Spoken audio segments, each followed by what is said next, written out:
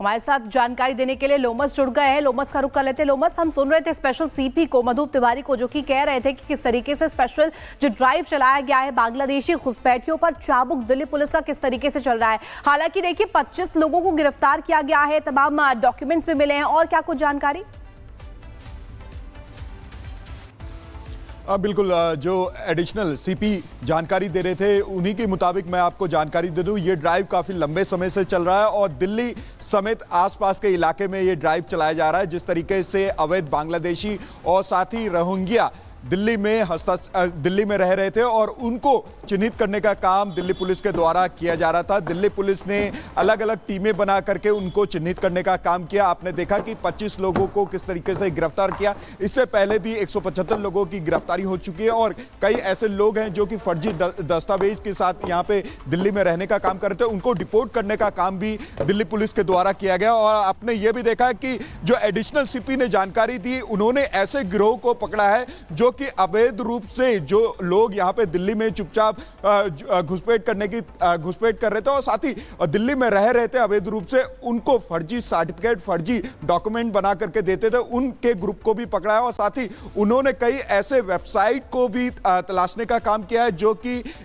जो अवैध रूप से दिल्ली में रह रहे थे रोहिंग्या बांग्लादेशी, उनको आधार कार्ड प्रोवाइड करवा रहे थे, उनके ग्रुप को भी पकड़ा है, उनके वेबसाइट को भी पकड़ा है। और साथ ही अब इस पूरे मुहिम को एक बड़े स्तर पे यहाँ पे दिल्ली पुलिस के द्वारा चलाया जा रहा है और ये देखने वाली बात देखिए बड़े स्तर पर चलाया जा रहा है अभियान। यही वजह है कि लोमस लगातार देखिए गिरफ्तारियां भी हो रही है और सभी को गिरफ्तार करके बांग्लादेश भेजा भी जा रहा है। बहुत शुक्रिया तमाम जानकारी के लिए लोमस। तो देखिए दिल्ली में जहां एक तरफ स्ट्राइक जारी है अवैध बांग्लादेशियों पर, तो दूसरी तरफ महाराष्ट्र में भी आप बता दें कि एक्शन देखने को मिल रहा है। महाराष्ट्र में बांग्लादेशी घुसपैठियों पर शिकंजा कसा गया है और आपको ये बता दें कि महाराष्ट्र एटीएस ने 9 घुसपैठियों को गिरफ्तार किया है। बिना दस्तावेज के अवैध रूप से ये घुसपैठिए रह रहे थे और पिछले 1 महीने में 43 बांग्लादेशी घुसपैठिए अरेस्ट किए गए हैं। मुंबई की बात करें, नासिक की बात करें, नांदेड़ या फिर संभाजी नगर में सर्च अभियान अभी भी देखने को मिल रहा है और फर्जी आधार कार्ड समेत कई दस्तावेज भी जब्त किए गए हैं। तो दिल्ली से लेकर महाराष्ट्र और महाराष्ट्र से लेकर असम की बात करें तो यहां पर भी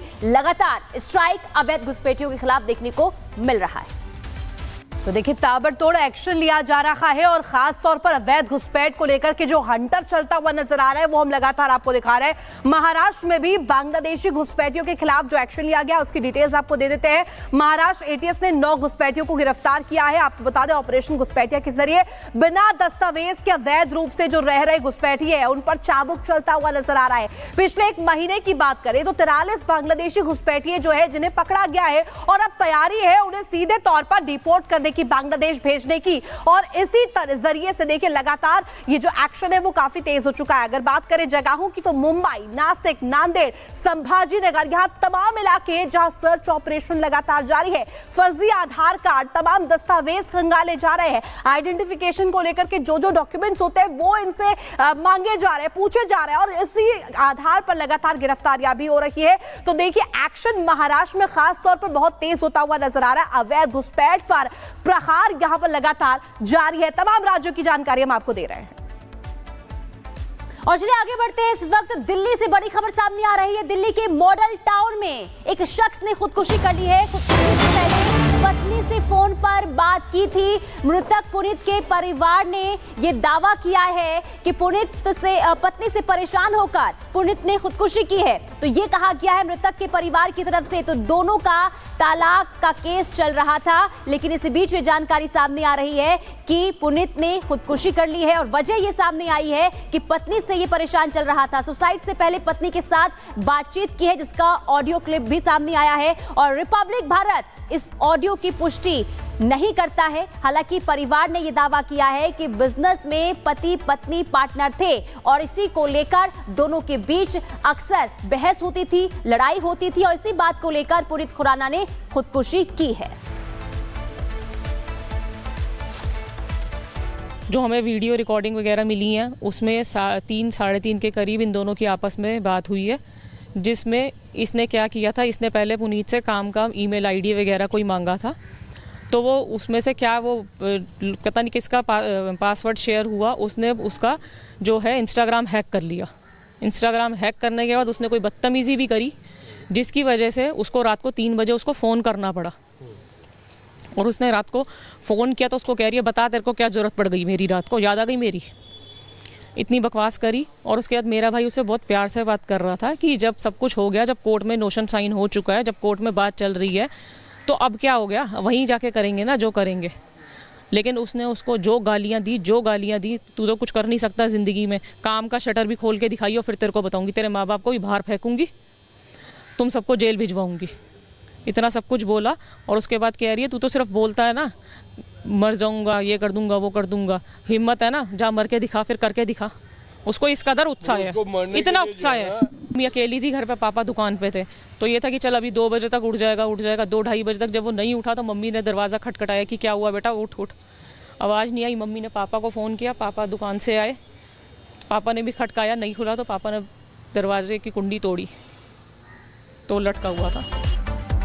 तो देखिए ये पूरा जो मामला है लगातार अब बढ़ता जा रहा है, जो ये विवाद है अब सामने आ चुका है। और यहाँ पर एक ऑडियो क्लिप भी सामने आया है जो कि देखा जा रहा है, बताया जा रहा है कि पत्नी से बातचीत का है। हालांकि रिपब्लिक भारत इस ऑडियो की पुष्टि नहीं करता है। क्या कुछ इस ऑडियो में आपको सुनवा देते हैं।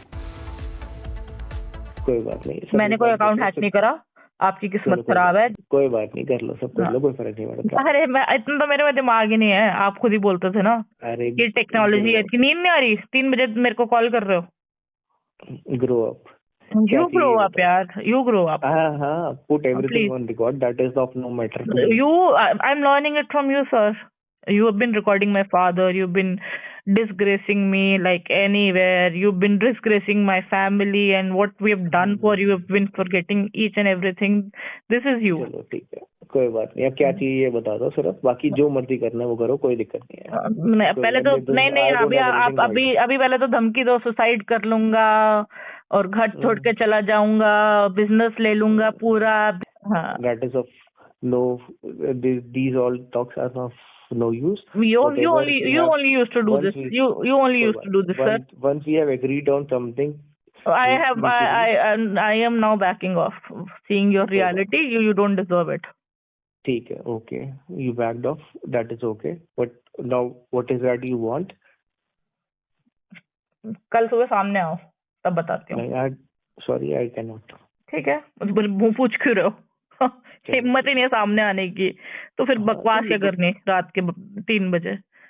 कोई बात नहीं, you don't deserve it because you asked for all the passwords on a good faith. ये है, एक्सक्यूज मी सर, मैंने पासवर्ड वुडबॉक्स कैफे का मांगा है, मैंने पासवर्ड फॉरगॉट केक का मांगा है, मैंने पुनीत खुराना का पासवर्ड नहीं मांगा। पुनीत खुराना की किस्मत खराब है कि इन पुनीत खुराना को आपको खुद को इंटरलिंक्ड अकाउंट हटा देने चाहिए थे ना। I'm not in affair of anyone with anyone, first of all. Secondly, even if मैंने ये बोला, मैंने ये बोला, let me clarify. You don't need to clarify. You don't owe me anything now. और इसी खबर पर अखिलेश जी हमारे साथ जुड़ चुके हैं। अखिलेश जी, अभी ऑडियो हमने दर्शकों को सुनवाई है, इस ऑडियो की आखिर सत्यता क्या है और ये पूरा जो मामला निकलकर सामने आया है खुदकुशी का, इसके बारे में विस्तार से बताइए। देखिए, ये शादी 2016 में हुई थी। इनके परिवार वालों के, पुनीत के परिवार वालों का कहना है कि लड़की करीब 1-2 महीने साथ रही थी, उसके बाद से ही खटपट होने लगी थी। इतनी लंबी जो विवाद इतना लंबा चला, लगातार जो फैमिली कोर्ट में भी तलाक का मामला चल रहा था, फर्स्ट स्टेज क्रॉस हो गया था, यानी कि अब सेकंड स्टेज में जो भी लाइबिलिटीज़ थी एक दूसरे को देने का आदेश आता, तो करीब करीब ये तलाक भी अपने अंजाम पे पहुंचने वाला था। लेकिन अचानक ऐसा क्या हुआ जिसपे कि उसे सुसाइड करने को मजबूर होना पड़ा। इस बात को लेकर पुलिस जांच कर रही है, क्योंकि पुलिस का भी मानना है कि जब अभी दूसरे पक्ष से भी जब तक उसका वर्जन न लिया जाए, उससे पूछताछ न की जाए, तब तक इस किसी नतीजे